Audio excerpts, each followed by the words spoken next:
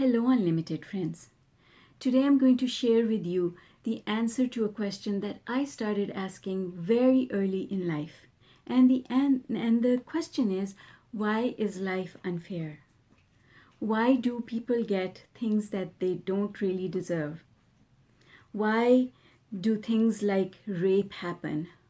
Why do really hardworking people stay poor all their lives? Why do people who are the most loving hearts find it hard to find love for themselves? Why is there so much disparity? So stay till the end, and I will share not only what I've discovered through law of attraction, I will also share ways that we can help those and help ourselves to get the things that we absolutely deserve. Hi, I'm ZMAHOON from ZMAHOON.com, and on this channel, we discuss anything and everything that has to do with the law of attraction and how it applies at a practical level to our lives. So let's get right into it. Why is life unfair? I don't think it's supposed to be. I think that everyone is worthy of good things. I think that people who work hard should be rewarded. I think people who want love should find love. I think people who are in need of a healing should be healed. Why is it that bad things happen to good people? It's not because they're bad in some unknown way. It's not because source doesn't like them. It's not because they're living, they're compensating for sins that they committed for their past lives. No, it can't be that. It doesn't make sense that that energy that we call God, that is supposed to be a loving energy, would want to hurt someone as compensation for something that they did in a past lifetime. It doesn't make sense to me that God, that entity that we think is fair to everyone and forgiving and loving, the highest form of love, that entity could willingly subject good people to hardships and struggles and strife. So what's going on there? That was always my question. Because I saw really good people, my parents, working really hard and wanting so much to do good, to be good, to help others, to be good to them, their children and their loved ones. And yet, all their lives, money was a problem. There was never enough. Why are there people who want love and love keeps evading them? Why? Why do things go wrong? So I want to share with you why that is. And the main reason is that because there are two types of people in the world. And the one type thrives and the other one does not. And it has nothing to do with whether or not they're hardworking. It has nothing to do with whether or not they're good people. So let me tell you what those two types are. The first type of people, I call them ducks. And they're ducks because just like a duck, when you throw a bucket of water or garbage or who cares what it is onto a duck, she just shakes it off and off she goes. She paddles away. It does not bother her what you throw at her. In the real world context, that's like you saying something hurtful to someone and then walking away, shaking their feathers. It's like something happens in the world. Maybe it's an earthquake or maybe it's a hurricane and people are hurt and now your heart is bleeding. That's not being a duck, because you're not shaking it off your feathers. If, as they say, life gives you a lemon, what are you going to do with it? Make lemonade. That's a duck. A duck does not get phased by anything that comes its way. The other type of person in the world is what I call a sponge. A sponge is someone, when you throw water at them, they don't let it fall off, they absorb it. They absorb everything that comes to them, and they start feeling so heavy that they can't get off the ground. They can't even stand up straight because they have such a huge burden on them. And that's like someone, if somebody says something harsh to you, you absorb it. If something bad happens, you absorb it. Something you see on TV, you absorb it. And you feel hurt and you have this bleeding heart. And that bleeding heart feels really, really heavy, doesn't it? And if you were to take a duck and a sponge and put them both on the surface of a pond, the duck would just swim away smoothly, and the sponge would slowly absorb water and sink right down to the bottom of the water, bottom of the pond. And then it would not have the capacity to bring itself back up. Somebody has to reach in there, grab them, wring out the water. But that doesn't help, because if you put the sponge back on the surface of the water, it's just going to sink again. So what I've discovered, dear friends, is that it's the sponges. It's the sponges that attract all those negative things happening to them. And it's the ducks who just shake everything off their feathers and off they go. And the reason, the secret, lies in understanding the law of attraction. So if I was going to use my handy dandy whiteboard and draw the emotional scale on it. So here we are: despair, worry, and love or joy. A duck spends her time over here. She doesn't care what's happening. She doesn't care what you think. She hears it, but she doesn't care enough to let herself leave her place of joy and go down to a place of worry or below. But a sponge absorbs everything. And if the sponge was over here at a happy place, it would sink and go to a place of worrying, or maybe even worse. Maybe if you said something harsh to them, now they would be angry, or maybe worse, they would be guilty, or they would start blaming you, or they would just go down to the depths of despair. And when that happens, if you end up in a lower energy field, everything below worry is a low energy field, then you're sending out this vibe, and we all know that we vibe. So you send out this vibe to the universe that will attract you whatever corresponds to this vibe. And if you're in a negative place, then you're sending out a negative vibe, which is now bringing to you negative results. It doesn't make you a bad person. It doesn't mean that you deserve it. It just means that you're doing something that is bringing you the results you're getting. And this person over here, because they stay in a place of joy, they attract these things, these good things, not because they're any more deserving, but because they were able to maintain their place of joy despite what was happening around them.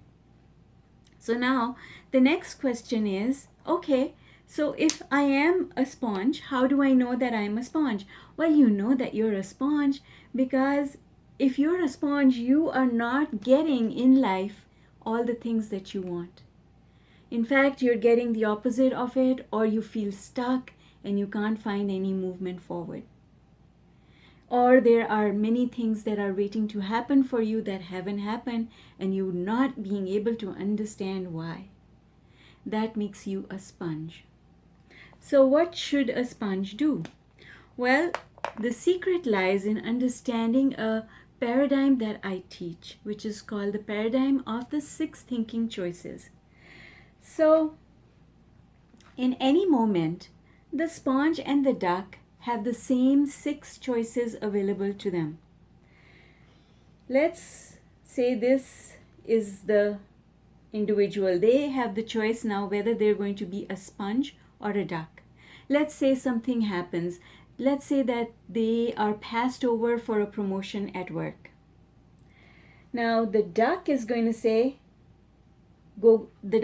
go past negative, and the duck is going to say, that's what always happens to me. People are unfair. That person didn't deserve this promotion. I deserved it more. I should have got it. But because they send out that vibration, it takes them lower on the emotional scale. Their vibe turns even more negative than it was before. They can also respond by saying, that's okay. In the past, I've received promotions. In the past, people have been able to see my skills and my qualities. And so it's all right that this happened, because it's not something that happens all the time, right? This person can have the choice of saying, I hate where I am. Now negative. I hate where I am. I don't like it. I wish I could just dig a hole and die. I wish someone else would come and rescue me. Why do things like this happen to me?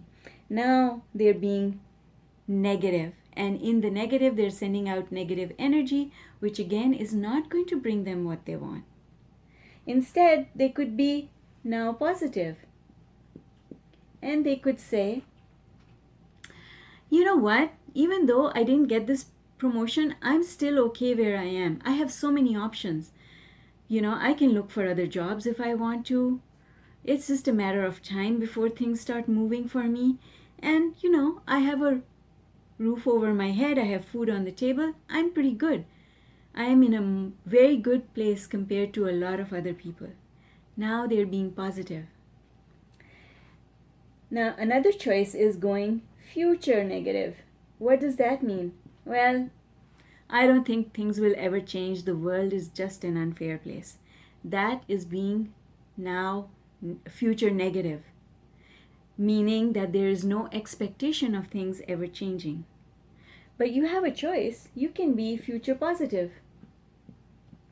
Future positive means it doesn't matter what's happened just now. The future can be better than the past, because I understand that all I have to do is change the way I think my thoughts. And when I change the way I think my thoughts, better things can happen. The future can be better than the past. So friends, this is the paradigm of the 6 thinking choices. And which choice we make will determine whether we raise our vibration and go up the emotional scale, or we lower our vibration and come down the emotional scale. If we are in the bottom half of the emotional scale, we are not attracting what we want. So we have to flip to the positive side. And it's really easy to do. All you have to do is be more aware of how you're thinking your thoughts, and ask yourself, am I going past negative or past positive? Am I going now negative or now positive? Am I going future negative or future positive?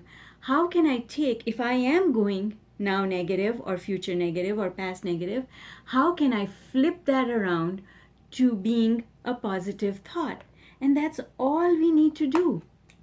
That is all we need to do. And if we keep doing this, if we keep practicing this on a daily basis, it is going to change our vibration, because we're going to start spending more time here in the top half of the emotional scale. And when we do that, all possibilities open up. So you see, The answer to that question, why do bad things happen to good people, is that the good people of the world do not understand what they're doing vibrationally. They don't understand that they have power in the way they think their thoughts. And they inadvertently become sponges because really they are feeling people. They care so much, but they absorb all of that instead of letting it go and understanding that holding on to all those negative emotions does not help them, does not serve them. All they have to do is to flip to the positive side, and everything in their lives will change, because now they'll be emitting a positive vibration into the universe. So at the end of the day, I had to accept this premise that life is completely fair. And if things are happening to people that seemingly they don't deserve, nobody deserves them, is because nobody has shown them how to switch the way they're thinking their thoughts.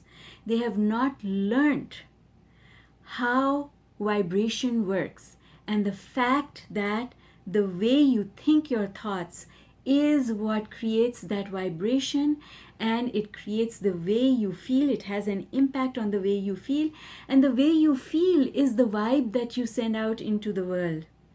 You understand vibration because when you walk into a room, you can feel if somebody's angry or if somebody's unhappy or not feeling well. You can pick up on that vibration. You go into a house that feels like it's got a heavy atmosphere. You can tell. You come out saying, "Oh, don't want to go in there." You can tell the difference when you go into a cheerful place. You feel the cheerful vibes in there, right? All of us have antennas that pick up the vibe from other people, places, and things. And all of us are also transmitters transmitting our vibe. In order to get good results, we have to be on the right vibration, because that's law of attraction. Law of attraction is completely fair. It gives you a result that is based on your vibration, and it has nothing to do with whether or not you're a good person. It has nothing to do with your deservability or self-worth. Everybody deserves good things, but everybody has not learned how to vibrate in a way that allows those good things into their lives. So when you use the framework of the 6 thinking choices in order to decide how you're going to think your thoughts, what you achieve ultimately is that you stop being a sponge and you turn into a duck, which is empowering, because now you know that you can swim in any conditions. The other thing that happens is that you achieve what I call heart and mind alignment. You see, your heart always knows that anything and everything that you want is possible. Mind that makes us into a sponge, and it's our mind that frees us to be a duck. But our mind is under our control, and so what we need to do is to use the 6 thinking choices in order to soothe all the fears and challenges that our mind cooks up that prevent us from taking the next step towards the things that we want. When we bring the heart along with the mind, and they are both pointed in the same direction, now we have stepped into our true power. It's like being in a boat where there are 2 oarsmen, and one oarsman is rowing the boat onto this side while the other one is rowing on the other side. That's what happens when our mind says, "No, you can't have that," and our heart says, "I want that." And the mind says, "But how are you going to get that?" And the heart says, "But I still want that." And then the mind says, "Stop asking for it. Suck it up." And our heart says, but I can't because this is what I want. This is what I desire. And then the mind says, well, if you're not getting it, then you must not be worthy. And the heart says, but that doesn't feel right. I should be worthy. And the mind says, but you're not. So life is just horrible. Life is unfair and bad things happen. And the heart says, but that can't be true because there are so many people who are thriving and they are just like me. See, this tussle going on between the heart and the mind, this is where all worry and anxiety come from. And if we can just amalgamate the two, align the two, using the framework of the 6 thinking choices, and all of us turn into ducks, wouldn't that be wonderful? So, friends, I want to leave you with that. I hope you enjoyed this discussion. And if you did, and if you're going to become a duck, quack, quack, leave me a comment so that I know. I hope you'll come back for more. So don't forget to subscribe and hit the notification bell. And before you leave, like and share this video with someone who might benefit from the content. Take care. Until next time. Bye for now.